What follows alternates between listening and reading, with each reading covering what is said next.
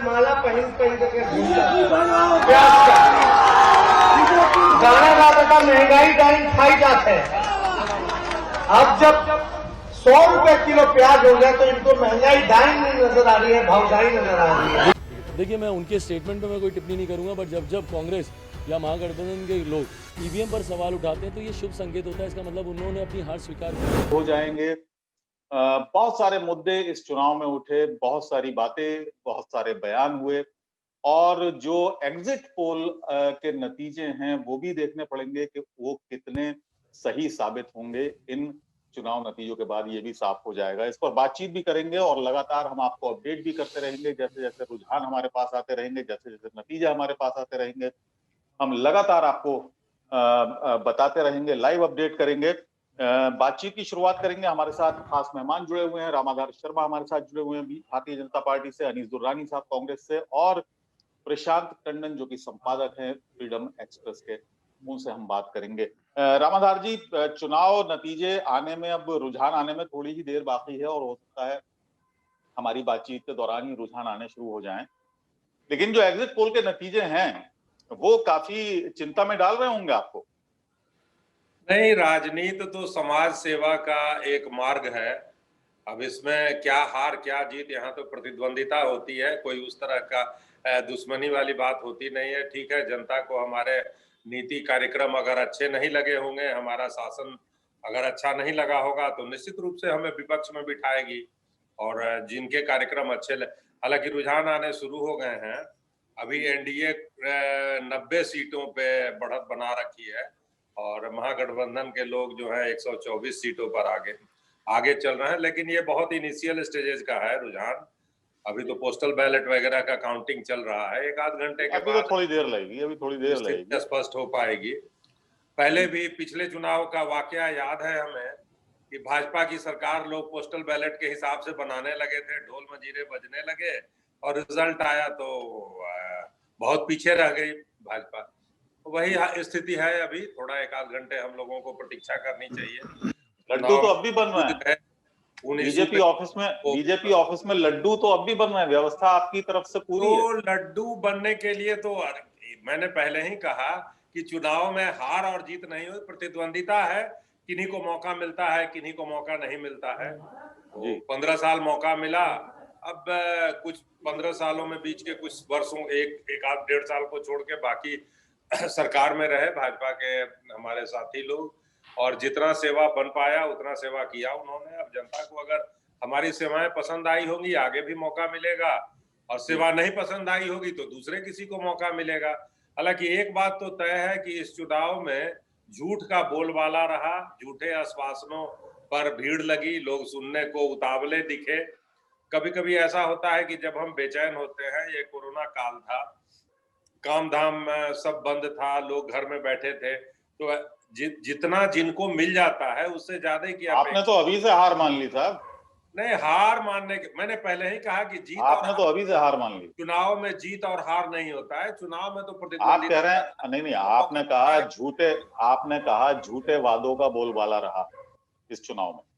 हाँ, भीड़ तो चुनाव प्रचार के क्रम में, आप अपने आप को तो नहीं कहेंगे कि आपने झूठ बोला। इनिशियल जो आप लोग एग्जिट पोल में रुझान दिखा रहे थे उस पे तो यही लगता है। चलिए, अनीस दुर्रानी साहब को शामिल एक्चुअल रिजल्ट आने दीजिए। अब तो एक्चुअल रिजल्ट में कुछ एक घंटों की देरी है। अनीस दुर्रानी साहब,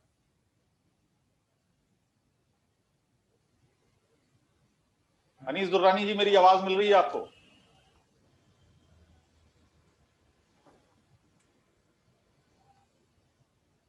नहीं, वो है नहीं। अनीस भाई, मेरी आवाज मिल रही है आपको?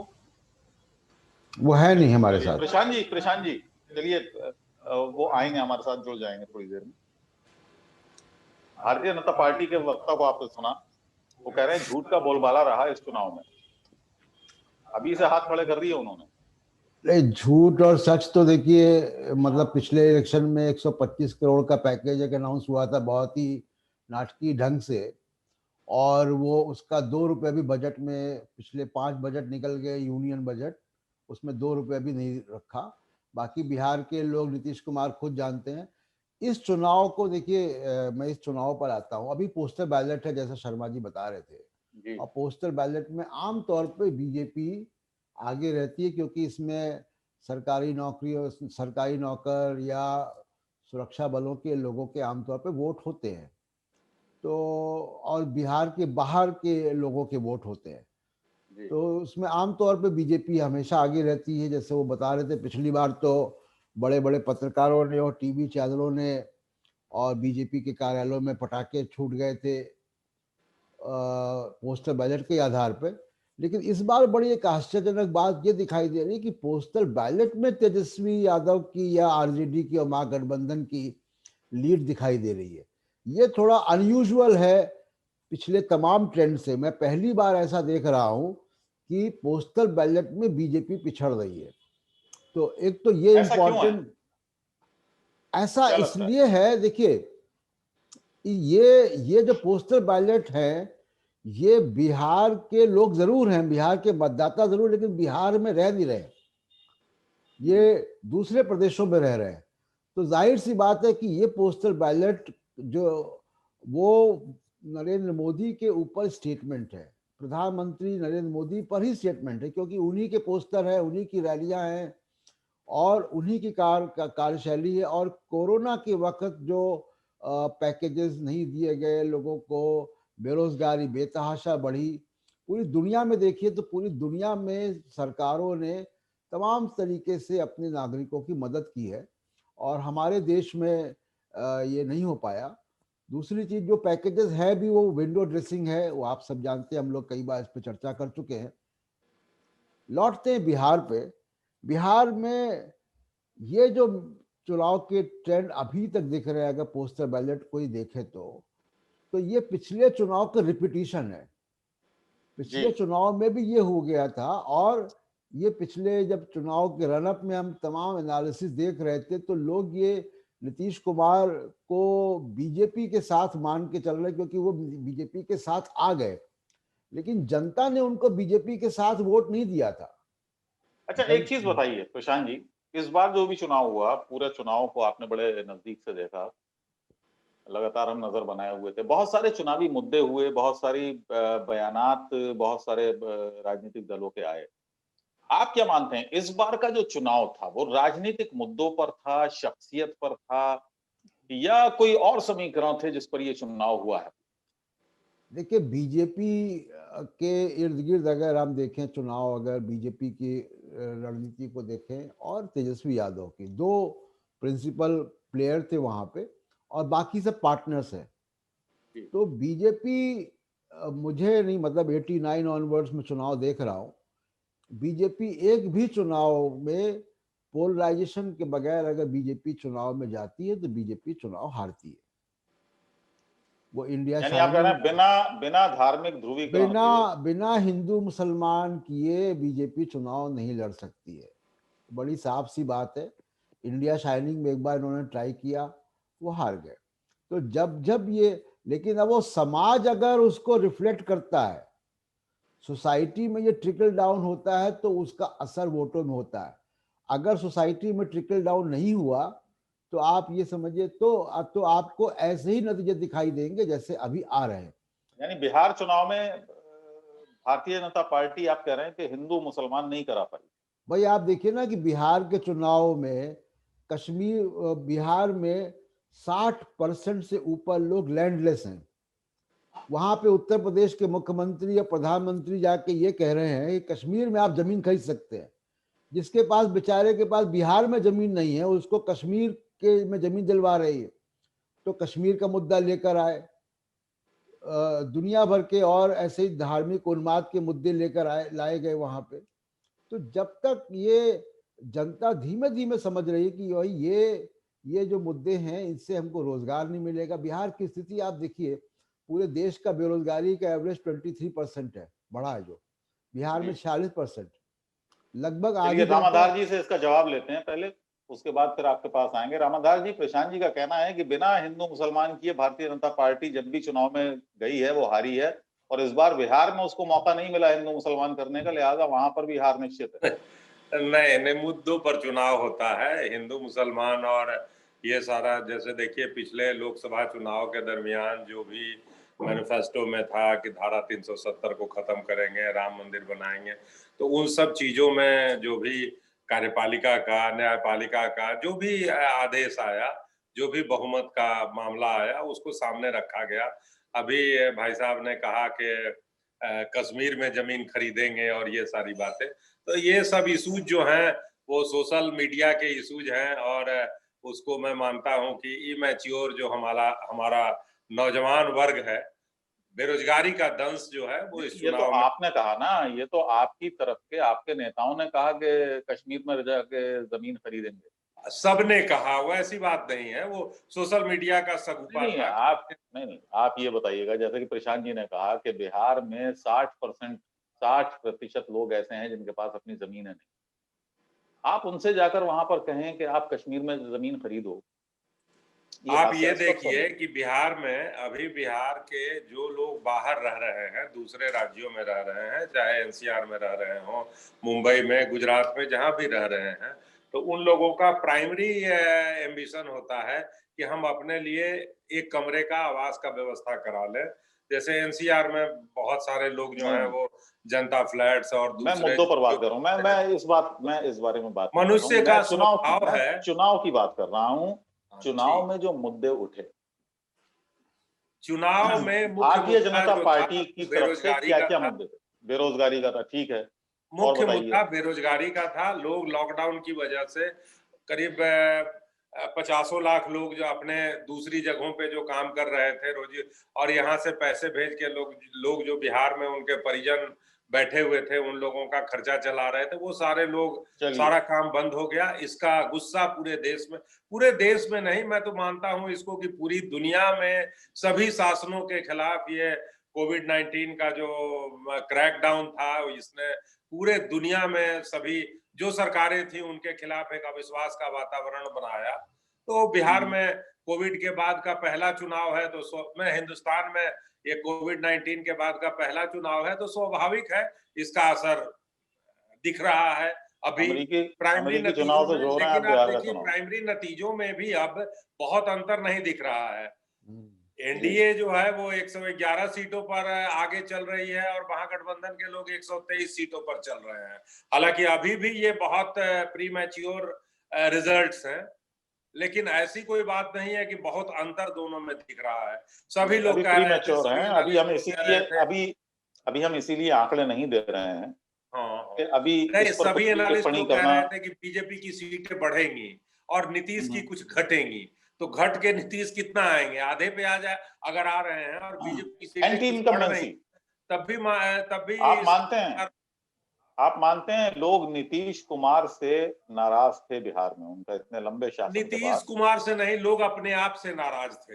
नहीं, ये बड़ा अजीब सा स्टेटमेंट है आपका। अपने आप से क्यों नाराज होंगे लोग? घर बैठे रहेंगे आप, आपके पास काम करने को नहीं होगा, जेब में आपके पास पैसे नहीं होंगे, तो आप अपने आप से ही, अपनी मजबूरी पे आप खुद नाराज होंगे, और आपकी नाराजगी का जो नाराजगी आपका फूटेगा, जो शासन तंत्र है उसके खिलाफ फूटेगा। यही नीतीश जी के खिलाफ नाराजगी थी। नहीं, ऐसा कुछ नहीं है। बिहार में 100-200 किलोमीटर चलने में पीठ में दर्द हो जाता था और 6-8 घंटे लगते थे। अब सड़कें अच्छी हैं, गांव में नल जल योजना का काम मिल रहा है, बिजली का कनेक्टिविटी बढ़ गया, ये सारी चीजें हैं। लेकिन काम तो हुआ है। अब बिल्कुल शून्य से जहां करना था, 70 सालों का गैप जो था, उसको आप 15 सालों में, 5 सालों में एक्सपेक्ट नहीं कर सकते हैं कि नहीं, पूरा हो। देखिए, आप जब ये 70 साल की बात करते हैं तो आप 70 साल में ये भूल जाते हैं कि 70 सालों में भी विकास किया इस देश, और हर 70 राज्य में सालों विकास में किया। विकास, देखिए, ऐसा नहीं है कि 70 सालों में कुछ हुआ ही नहीं। मैं एक बात आपको बता दूं मैं कि आप ही के बहुत बड़े नेता, माननीय पूर्व प्रधानमंत्री अटल बिहारी वाजपेयी का वक्तव्य है पार्लियामेंट के अंदर। उन्होंने कहा, अगर हम ये कहें कि 60 सालों में कुछ नहीं हुआ तो ये अन्याय होगा, उन लोगों के खिलाफ अन्याय होगा जिन लोगों ने अपने खून स्वर्गीय वाजपेयी जी बड़े हृदय के व्यक्ति थे। ठीक है, अब उनका आप ये बात कहते हैं कि 70 सालों में कुछ नहीं थे, हुआ। उनका आलोचना भी जो था वो इसी तरह का। जैसे आप मिथिला में देखेंगे तो वहां लोग कहेंगे कि अहाँ जे छियै से अहें छियै। ये मिथिला के लिए बहुत बड़ी गाली है। लेकिन बाकी लोगों, शेष लोगों को लगता है कि मैं जो हूं मैं ही हूं, ये तो मेरी बड़ाई है। बट बड़ाई नहीं होता है। वो साहित्यिक व्यक्ति थे, उनका कहने का अपना चुटीला तरीका था, उस तरीके से वो कहते थे। आज ना अटल बिहारी वाजपेयी ऐसे राजनीतिज्ञ रहे और न उस तरह का। आप देखिए प्रशांत जी, बिहार चुनावों में महागठबंधन के स्टार प्रचारक राहुल गांधी ने कहा कि पंजाब में दुर्गा पूजा में रावण की जगह मोदी का पुतला जलाया गया। तो उनको किसी ने ये तो बता दिया कि पंजाब में रावण की जगह में मोदी जी का पुतला जलाया गया, लेकिन उनको किसी ने ये नहीं बताया कि वो रावण अपने लंका वासियों के लिए इतना बढ़िया राजा था कि उसने पूरी लंका को सोने का बना दिया था। तो बहुत सी चीजें होती है ऐसी जो कि नासमझी में लोग कह जाते हैं, उन्माद पैदा करने के लिए कह जाते हैं। लेकिन मैं एनडीए के सभी स्टार प्रचारकों का इस बात के लिए शुक्रगुजार हूं कि उन लोगों ने समाज में रावण की भी तारीफ की, इस तरह का कोई भी बात फैलाने का कार्य नहीं किया। बड़े बड़े बढ़िया अंदाज में आपने रावण की भी तारीफ कर दी। बिल्कुल। रावण की एक गलती सीता हरण को अगर छोड़ दे तो रावण, आप देखिए गिरधर पूरे ब्रह्मांड में 3 ही हुए हैं। मैं 1 मिनट में एक बात बता देता हूं। एक गिरधर हुए हैं महावीर बजरंगबली, दूसरे गिरधर हुए हैं रावण जो कैलाश पर्वत को उठा लिए थे, और तीसरे गिरधर श्री कृष्ण थे। तो गिरधर में तो 3 लोग हैं। अब इन चीजों के बारे में सामान्य जन को न सोचने की फुर्सत है। दाल रोटी ये कभी ये ज्ञान हम लेंगे आपसे कभी, लेकिन फिलहाल हम चुनाव पर ही रहते हैं, चुनाव नतीजों पर रहते हैं। और जो शुरुआती रुझान आ रहे हैं उसके मुताबिक, हालांकि अभी ये बहुत ज्यादा पुख्ता नहीं है, बहुत ज्यादा फेरबदल होगा। 123 महागठबंधन को की तरफ रुझान है और 111-12 नहीं, अब महागठबंधन को 126 लोग बता रहे हैं, 26 हो गए हैं, और इसको एनडीए को 109 बता रहे हैं जी। ये जो नतीजे, प्रशांत जी आप सुन रहे हैं मुझे? जी जी बताइए जी। ये जो कह रहे हैं रामाधार जी, इन्होंने कहा कि लोग नीतीश कुमार से नाराज नहीं थे बल्कि अपने आप से लोग नाराज थे। ये तो खैर देखिए, अब आज शाम तक बीजेपी खुद महसूस करेगी कि उन्होंने 3 साल के लिए नीतीश कुमार के साथ मिलकर सरकार तो बना ली, लेकिन उन्होंने एक लंबी राजनीति का नुकसान अपने लिए नॉर्थ इंडिया में, केवल अकेले बिहार में नहीं, पूरे नॉर्थ इंडिया में कर दिया। और देखिए, आप अगर चुनाव के आंकड़े देखिएगा तो आमतौर पर नीतीश कुमार को छोड़ दीजिए, आमतौर पे लोग दल बदलुओं को हराते हैं, पसंद नहीं करते हैं। महाराष्ट्र के नतीजे देखिए कि उसमें भी बड़े बड़े दल बदलू हार गए। अभी इसी बाई इलेक्शन में मध्य प्रदेश में आप देखिएगा, मैं अभी मध्य प्रदेश के नतीजों को ट्रैक नहीं कर पा रहा हूं, लेकिन मध्य प्रदेश के नतीजे जो बाई इलेक्शन हो रहे हैं उसमें 12 जो है वो कांग्रेस के मंत्रालय से निकले हुए मंत्री भी चुनाव के मैदान में हैं। शाम तक, दोपहर तक पता चल जाएगा उन 12 लोगों का क्या हुआ। तो आमतौर पर जनता दल बदलुओं को पसंद नहीं करती है, और नीतीश कुमार ने अपने मतदाताओं के साथ विश्वासघात किया था। जिन लोगों ने उनको वोट दिया था उन्होंने वोट मोदी का साथ देने के लिए वोट नहीं दिया था उनको। और तो एक तो ये कि इसको मतलब वो एंटी इनकम्बेंसी वगैरह में ना लपेटे, क्योंकि एंटी इनकम्बेंसी जो है वो उड़ीसा में एंटी इनकम्बेंसी क्यों नहीं है? तमाम और राज्यों में लगातार मुख्यमंत्री बनते रहते हैं, वहां एंटी इनकम्बेंसी क्यों नहीं आती है? तो ये केवल एंटी इनकम्बेंसी का फैक्टर नहीं है, ये फैक्टर जो है वो मतदाताओं के साथ विश्वासघात का है एक। और दूसरा कि जो बिहार का युवा है, देखिए ये 30 साल के नीचे का जो व्यक्ति, जो युवा है बिहार में, ये चुनाव वही तय करेगा। अभी नतीजे बहुत ही हमारे पास लिमिटेड नतीजे हैं और लिमिटेड ट्रेंड में भी उसमें काफी पोस्टल बैलेट बताते भी चलें अगर आपके पास आ रहे हैं ताजा आंकड़े। 126 अभी महागठबंधन के पास है और 107 जो है वो एनडीए का है। यानी एनडीए का आंकड़ा 111-12 तक गया और वहां से 107 पे आए, तो ये ऊपर नीचे होएगा भी। और 10 बजे के बाद जो नतीजे होंगे वो एक दिशा बताएंगे कि ये क्या दिशा है। ये एग्जिट पोल तक है। प्रशांत जी एक बड़ी महत्वपूर्ण बात कह रहे हैं, वो कह रहे हैं कि ये नतीजे बताएंगे कि 3 साल पहले जिस तरीके से सरकार को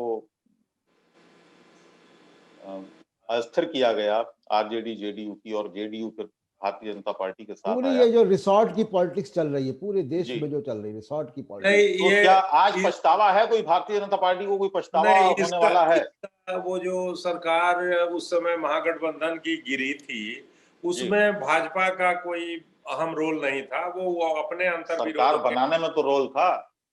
जी हाँ, नीतीश जी स्वाभाविक है, उनके साथ चुनाव लड़े थे। देखिए, चौधरी देवीलाल जी से मेरी एक बार बात हुई थी, उन दिनों वो उप प्रधानमंत्री थे, तो लोक दल से लोग आए थे टूट के, तो उनका कहना था कि लोक दल का मायने है रीति रिवाज भाड़ में झोंक दल। ये मैं उनको कोट कर रहा हूं, स्वर्गीय देवीलाल जी को।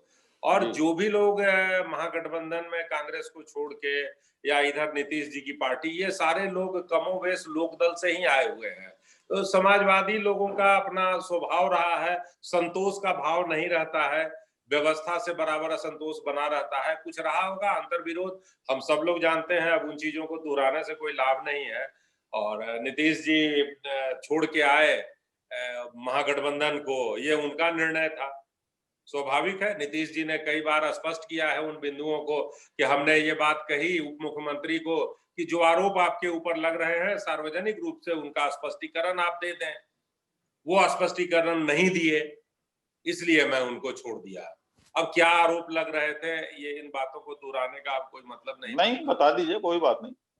नहीं, आरोप लग रहे थे, भ्रष्टाचार के ही आरोप मेनली लगेंगे, और तो कोई दूसरे आरोप लगने का। देखिए, नीतीश जी की सरकार से अभी जो मुझे लगता है, व्यक्तिगत रूप से मैं इसको राजनीतिक ये ना चश्मा ना पहनाते हुए एक बताना चाहूंगा। नहीं नहीं, बिल्कुल पहनाइए। देखिए, सत्ता राजनीति की का बातें स्तर हो रही बिहार है, में बढ़ा है। चुनाव पूरी तरीके से राजनीतिक होता है। ठीक है, राजनीति की बातें हम कर रहे लेकिन हैं, चुनाव में वोट देने वाले सारे आप व्यक्ति बिल्कुल करिए राजनीतिक राजनीति नहीं की होते। बातें।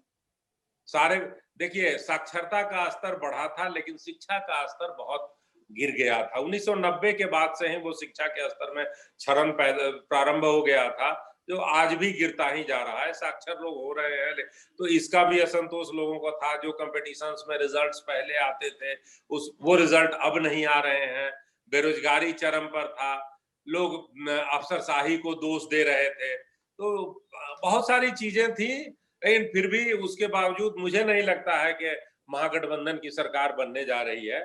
मैं अभी भी आशान्वित हूं कि एनडीए की सरकार बनेगी या हांगे से लेकिन मिलता आपकी है। बॉडी लैंग्वेज से नहीं लग रहा है। नहीं नहीं, नहीं, मेरा आप बॉडी में लैंग्वेज यही वो रहता है। देखिए, अब मेरी आयु जो है वो 65 प्लस की हो गई है, नहीं तो नहीं, वो आयु का बॉडी लैंग्वेज हाथ बांध चढ़ा के आयु से नहीं, बोलने वाला जो आप मैं कह रहे पहले हैं भी ना। नहीं कहता था। और मैं पहले भी जो बातें होती हैं उसको, अगर आपके बातों में बौद्धिकता है तो आपको हाथ बांध चढ़ाने की आवश्यकता महसूस नहीं होती है। तो बॉडी लैंग्वेज अभी भी मैं आशान्वित हूं कि सरकार एनडीए की बनेगी। हाँ, हो सकता है कि पिछली बार के मुकाबले विपक्ष का गैप जो है वो थोड़ा कम हो जाए, 2-4 सीटों का अंतर हो, लेकिन मुझे लगता है हाँ कि जी, कुछ कह रहे थे। एनडीए की बनेगी। नहीं, सरकारें तो देखिए गेस्ट हाउस और रिसॉर्ट और होटलों में बनती हैं, और कोशिश महाराष्ट्र में भी की गई और मध्य प्रदेश में कामयाब हो गई, राजस्थान में कोशिश की गई, उस वहाँ कामयाबी नहीं मिली, ड्रामा चलता रहा। अब इन ये चीजों को बिहार चुनाव के संदर्भ में कोट करने से कोई लाभ नहीं है, क्योंकि सभी पार्टियों की सरकारें जो केंद्र में रही हैं वो सरकारें बनाती गिराती रही हैं। आपने देखा होगा कि 1977 में चुनाव हुआ था, बिहार में सरकारें बनी थी, कैसे गिरा दी गई थी। कर्पूरी ठाकुर की सरकार को, रामसुंदर दास की सरकार को कैसे भंग कर दिया गया था, उत्तर प्रदेश की सरकार नहीं को कैसे भंग किया गया था, मध्य प्रदेश की सरकार को कैसे भंग किया गया था। इसलिए वो पुरानी बातों में न जाएं। नहीं सत्ता का, अगर अगर सत्ताधारी आप दल का एक ही पार्टी चरित्र होता है, और सत्ता वो में चरित्र रहना, सभी में परिलक्षित होता है। सत्ता में रहना रिसॉर्ट के जरिए, होटलों के जरिए, अब उस समय रिजॉर्ट नहीं बने हुए थे तो लोग घरों में बंद कर लेते थे लोगों को। आज रिजॉर्ट बने हुए हैं तो रिजॉर्ट में बंद करते हैं। अभी भी देखिए, बहुत सारे दल जो हैं, हमारे कांग्रेस में कुछ मित्र लोग हैं, वो लोग बता रहे थे कि हमने अपने घोड़ों के अस्तबल को इस बार मजबूत कर लिया है, अस्तबल से घोड़े नहीं भागने देंगे। तो अब माननीय विधायकों की तुलना अगर घोड़ों से होने लगेगी तो ये हमारे लिए तो कोई अच्छी बात नहीं है।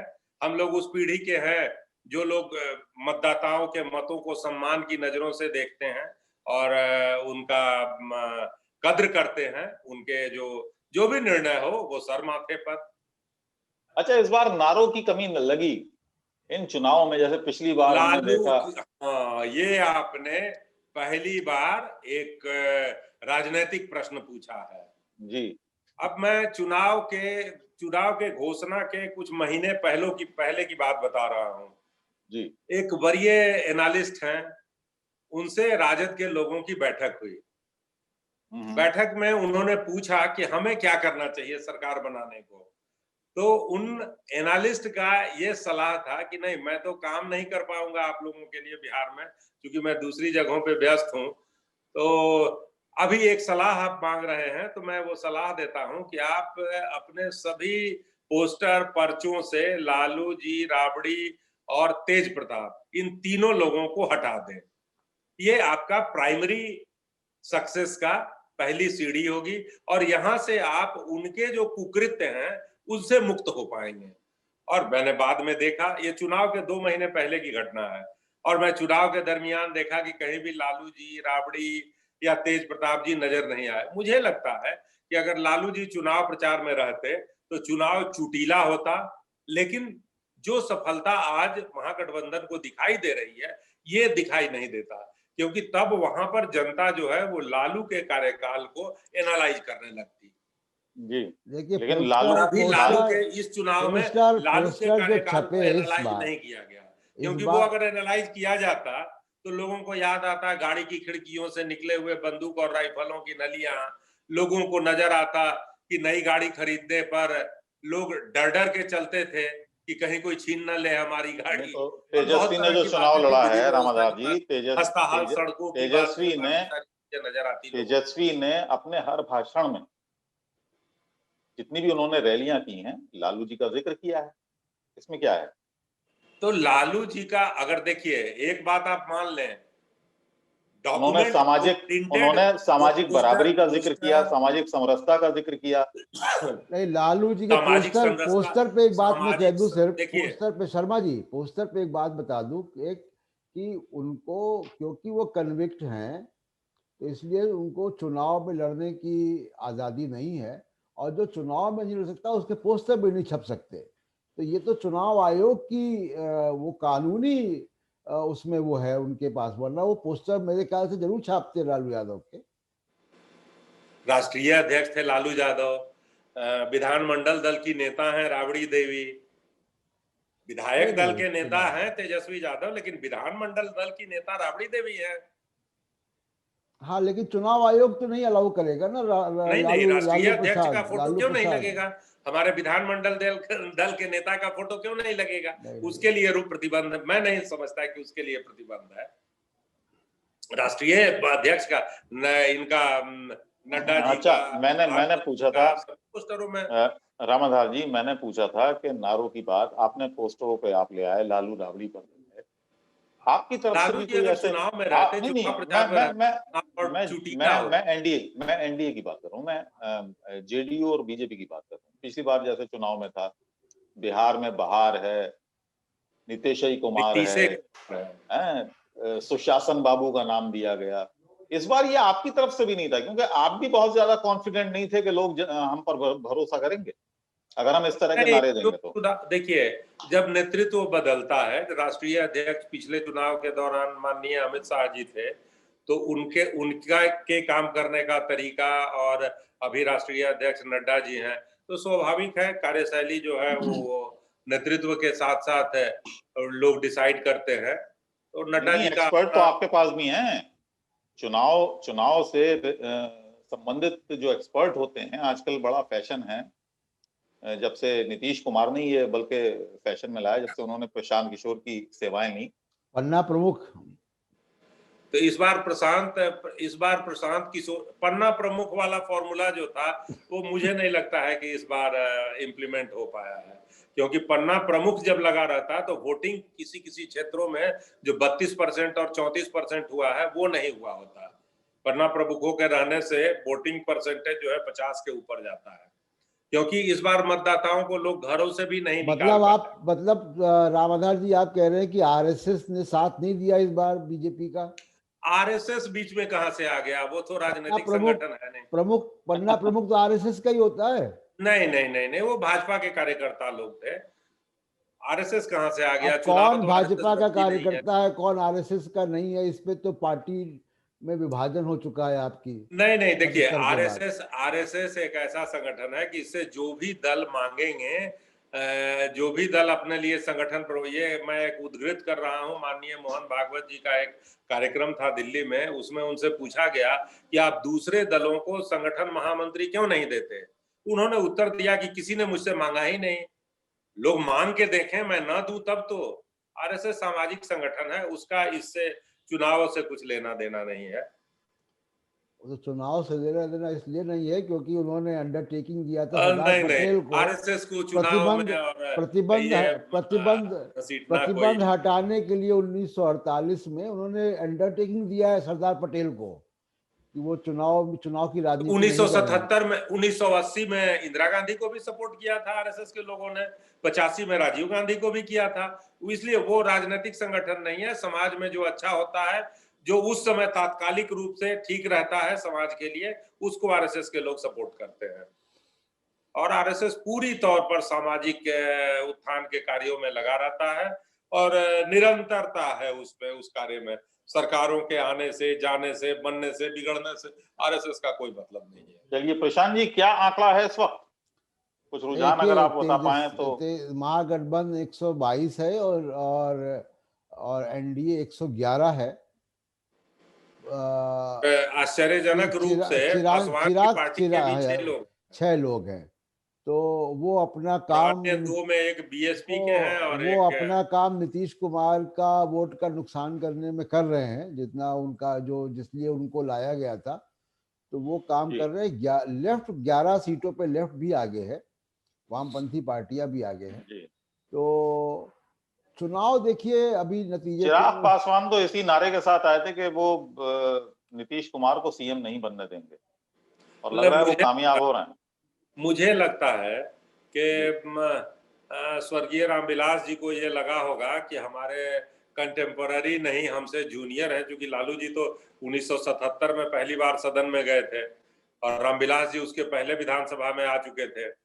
तो मुझे लगता है कि रामविलास जी को ये लगा होगा कि लालू जी मुझसे जूनियर हैं और उनका बेटा मुख्यमंत्री पद का उम्मीदवार हो गया और मेरा बेटा केवल एक सांसद के रूप में स्थापित है, तो इसे भी कुछ बिहार में बड़ा रोल अदा करना है, और इसलिए वो लगता है कि ये आ गए, अब हनुमान और फला ढिमका लोग करने लगे। लेकिन मुझे लगता है कि इसमें चिराग ने अपना नुकसान किया है। कहाँ नुकसान बिल्कुल किया? नहीं, इसमें मैं सहमत हूँ इनसे, क्योंकि चिराग पासवान के सामने अभी वो राजनीति की शुरुआत कर रहे हैं। और चिराग और तेजस्वी को आप देखें तो वो एक ही एज ग्रुप के हैं, और तेजस्वी उनसे काफी आगे निकल गए और बड़ी क्लैरिटी है तेजस्वी की पॉलिटिक्स में। चिराग पासवान उस पॉलिटिक्स को कर रहे हैं जो उनके पिताजी करते रहे सारी उम्र, और वो पॉलिटिक्स आउटडेटेड हो जाएगी, हो गई है, और वो धीमे धीमे वो पॉलिटिक्स आउटडेटेड होगी, जो नेगेटिव थॉट का पॉलिटिक्स। हाँ, वो पॉलिटिक्स आगे चलनी नहीं है। तो वो चिराग अपनी जो पॉलिटिकल करियर की शुरुआत कर रहे हैं, वो एक बहुत गलत रास्ते से कर रहे हैं, और वो आगे बहुत, मुझे मतलब उनके सामने उम्र पूरी पड़ी है, और वो मुझे लगता नहीं कि वो कोई बहुत सीरियस हैं, गंभीर हैं, और मतलब वो केवल जैसे देखिए एक्चुअल, मैं एक अपडेट दे दूं, एक्चुअल जो मैंने ईवीएम की काउंटिंग है उसमें नीतीश जी 36 पे और तेजस्वी 37 सीटों पे आ गए हैं। तो वो नेक टू नेक लोग पहुंचने लगे हैं। देखिए एग्जिट पोल बहुत आया, बहुत सारी बातें हुई। मुझे लगता है रिजल्ट कि बीजेपी की कुछ सीटें बढ़ेंगी, जदयू की कुछ सीटें घटेंगी, राजद की कुछ सीटें बढ़ेंगी और कांग्रेस की कुछ सीटें घटेंगी। यही रिजल्ट किसकी बनेगी?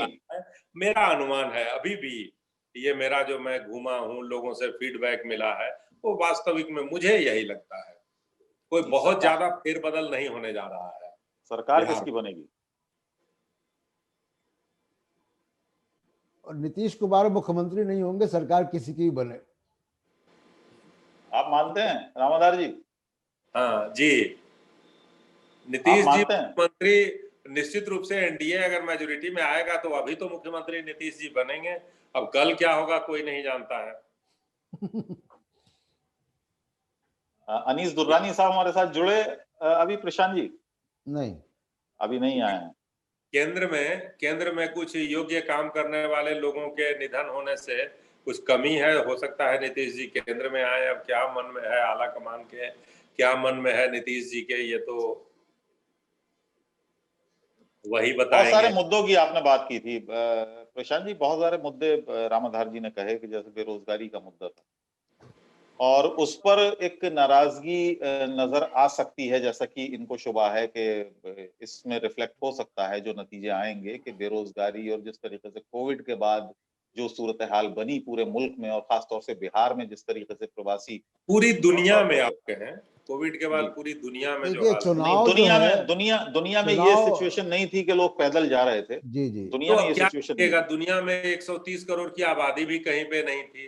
दुनिया में नहीं नहीं 80 ऐसा लाख नहीं है, देखिए वो ये जस्टिफिकेशन आप दे रहे वो हैं अपनी आबादी नाकामी का। भी नहीं कर नहीं रहे नहीं, थे।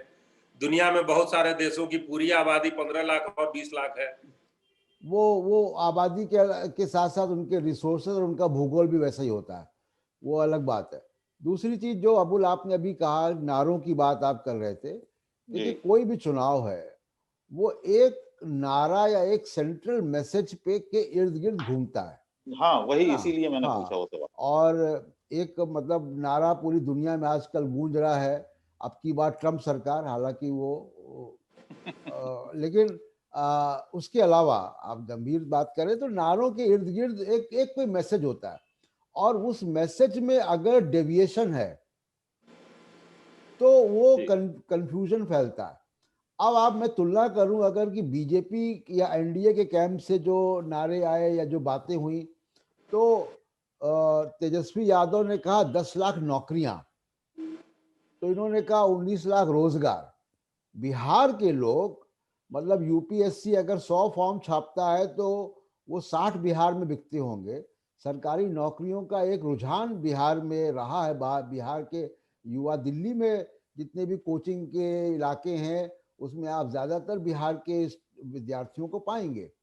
तो जी बिहार के अंदर एक माहौल है पढ़ाई लिखाई का, कंपटीशन देने का, तो वो सरकारी नौकरी और रुझान का और ये जो रोजगार, इसका झांसा वो जानते हैं, इसका अंतर जानते हैं। एक दूसरी बात यह है कि आपने रोजगार की बात की, फिर आपने कहा कि 125 करोड़ का पैकेज जो जमीन पर दिखा नहीं, उसके बाद फिर आप कश्मीर लाए, आप राम मंदिर लाए, अच्छा, वैक्सीन भी तो आई थी बीच में। वैक्सीन भी आई, वैक्सीन वाली बात तो वो आप मानते हैं थोड़ा थोड़ा थोड़ा गलत बयानी हो गई वो वैक्सीन हाँ, वाली, वो उचित दामोदर नहीं जी? था। मैंने उस समय भी विरोध किया था।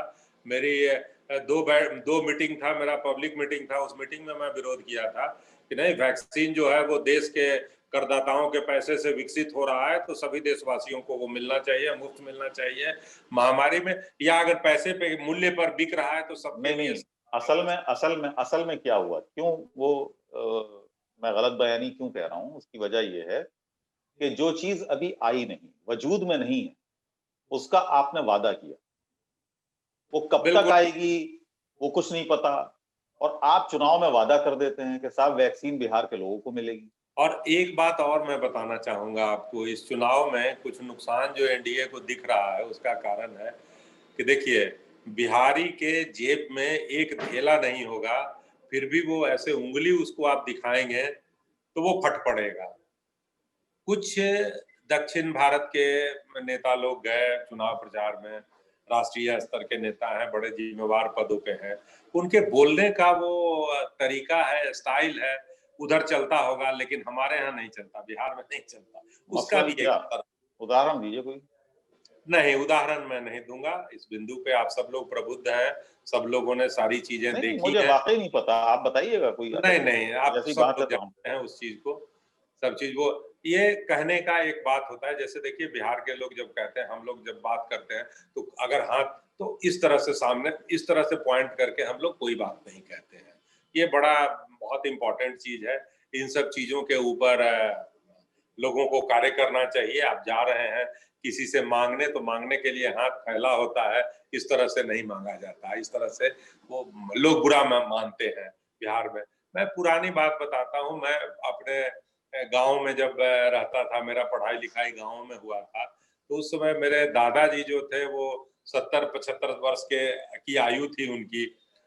तो उनको घोड़ी पे बिठा के और शाम में जो दलितों के टोले होते थे, वो टोले के चारों तरफ जो उनका सेवा करने के लिए वहां जो रहते थे जुलूम साहब जी थे, वो घुमा के चारों तरफ उनको फिर वापस ले आते थे।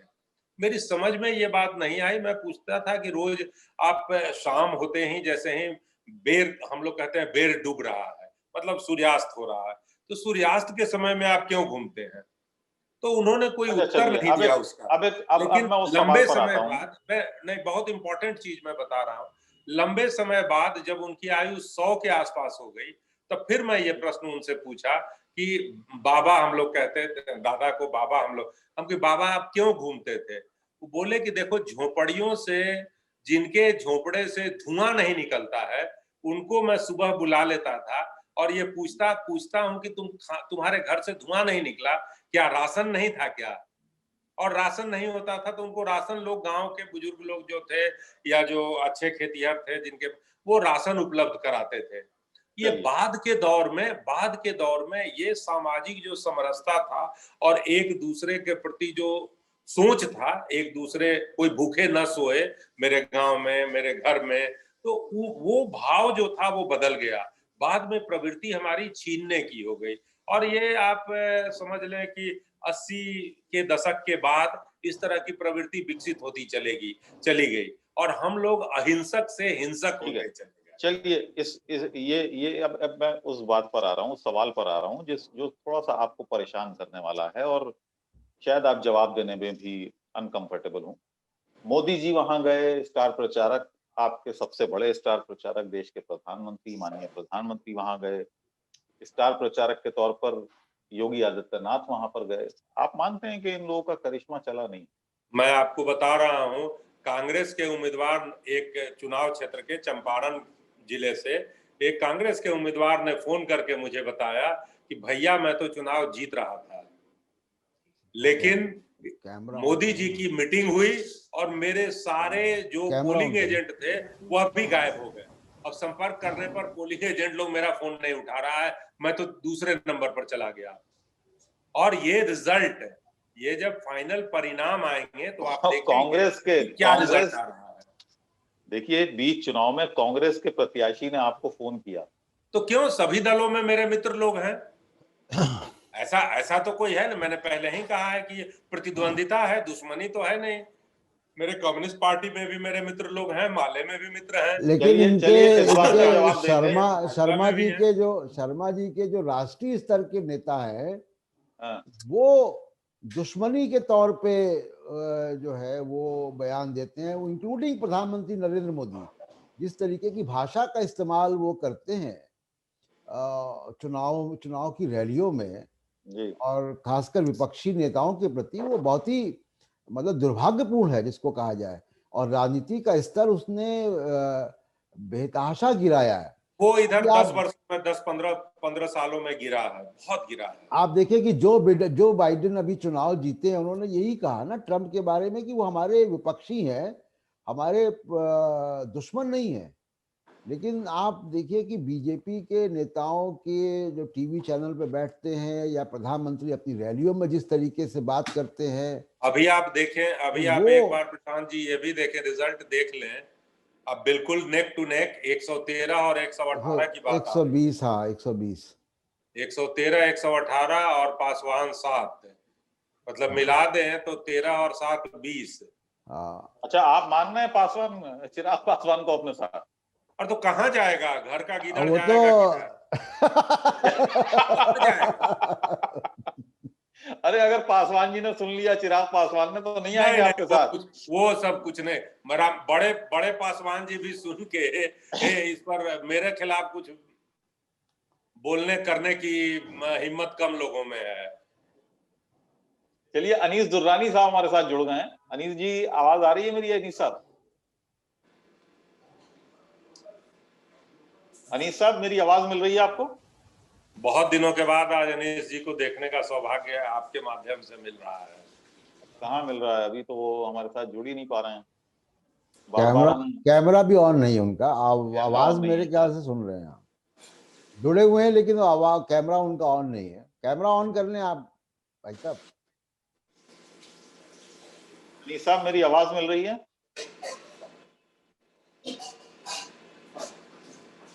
नहीं लगता वो ऑन करके हट गए हैं वहाँ। चलिए फिलहाल हम आंकड़ा बता दें, जैसा कि आपने बताया कि 120 और 113 का आंकड़ा है। 114 और 119। 114, 119 और 6। आप 6 बार बार जोड़ रहे हैं उसमें, अभी पता नहीं है उस 6 दो का। भी बता देता हूँ, नहीं नहीं, आगे वो 2 भी है। वो 6 इन्हीं के साथ है, ऐसा नहीं, वो उसमें और नहीं, बाकी जो 2 हैं वो भी कहीं जाने वाले नहीं हैं। ये बाकी 2 कौन हैं? निर्दलीय? एक बीएसपी के हैं और एक निर्दल हैं। जी। अच्छा, जो और बहुत सारे छोटे दल थे जिनको कहा जा रहा था कि वोट काटने आए हैं, वो उपेंद्र कुशवाहा हो या सहनी हो या एमआईएम हो, मांझी हो, उनका भी कुछ पुरसाने हाल है प्रशांत जी इस वक्त? नहीं, मांझी अभी तो आगे चल रहे हैं, लेकिन अब फाइनल रिजल्ट क्या आ रहा है वहां के बारे में ग्राउंड रिपोर्ट ये था कि थोड़ी परेशानी में है। उदय नारायण चौधरी जी अच्छा उनको कंटेस्ट दे रहे हैं, वो भी वरीय नेता हैं, विधानसभा अध्यक्ष रह चुके हैं। नहीं, अभी वो वो सीट थोड़ी उन लोगों में फंसी से हुई किसी थी। का, ये अन्य में 2 कौन है पता नहीं, लेकिन ये पप्पू यादव पिछड़ रहे थे। पप्पू यादव के बारे में ग्राउंड रिपोर्ट भी यही था कि वो चुनाव हार रहे हैं। हाँ, तो वो जो वोट काटने वाला जो गठबंधन है उसमें से अभी कोई आगे बढ़ता दिख नहीं रहा है। अभी 114 और 119 का आंकड़ा है महागठबंधन। अब आपके 119 दूसरे सीटों पर। प्रतिद्वंदी न्यूज चैनल लोग कुल 122 दिखाना शुरू कर दिए एनडीए को।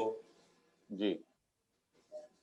तेजस्वी हमारा कोई एलजेपी तो 122, 120 और 222, दोनों 122 पर दिखाना शुरू कर दिए।